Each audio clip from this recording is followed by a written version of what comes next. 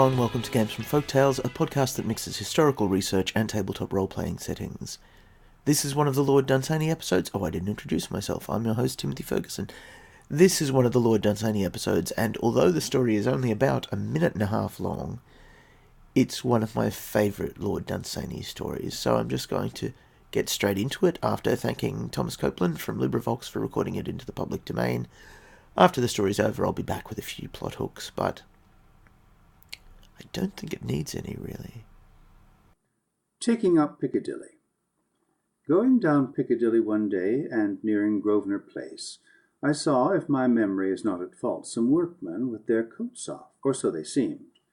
They had pickaxes in their hands and wore corduroy trousers and that little leather band below the knee that goes by the astonishing name of York to London.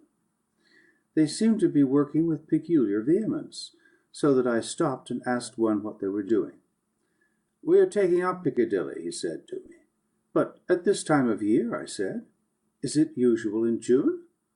"We are not what we seem," said he. "Oh, I see," I said. "You are doing it for a joke." "Well, not exactly that," he answered me. "For a bet?" I said. "Not precisely," said he. And then I looked at the bit that they had already picked, and though it was broad daylight over my head, it was darkness down there, all full of the southern stars. "It was noisy and bad, and we grew a-weary of it," said he that wore corduroy trousers. "We are not what we appear." They were taking up Piccadilly altogether. So let's look at this incident through the Four Realms model. Are these creatures angels? If so, humans have created Piccadilly. By doing so, they have transgressed against God to an unusual degree, and so they have come down to make it right. Their method of making it right seems to have pierced a hole through to the other side of the earth, which gives opportunities to travel, or if you're using a cosmology like that of the ancient Egyptians, where evil creatures dwell on the other side of the world, it gives them a point of entrance. Demons. Could it be demons stealing Piccadilly? Some of the buildings around Piccadilly could have annoyed them sufficient to make this possible. There are churches there. One of the buildings at one end of Piccadilly eventually becomes a sort of museum where various royal societies operate from. So by removing it, you could limit the quest for human scientific knowledge. Could it be fairies? Well, it's happening in winter, near the middle of winter, so it's a time of high fairy power. Piccadilly is outside the traditional boundaries of London.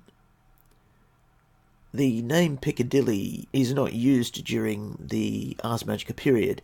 I believe it's called Portugal Street. No, that's a little bit later as well. A Piccadille is a sort of lace collar, and Piccadilly is said to get its name from Piccadilly Hall, which was constructed by a middle-class merchant who made his money producing Piccadilles. Could the smoke and noise of urbanization have somehow broken an agreement with the early fairies who gave this place to that man, such that they are now reclaiming it? Alternatively, are they constructing a regio here that the man can see into, because being able to see the stars of the southern hemisphere is cosmologically strange, unless they are in some sense illusory? Finally, the magic realm. It would be strange for earth elementals to take human shapes to act in this way. If they wish to get rid of the road, they would simply submerge it into the earth or explode it into the sky. So that is perhaps a realm that we can ignore in our analysis.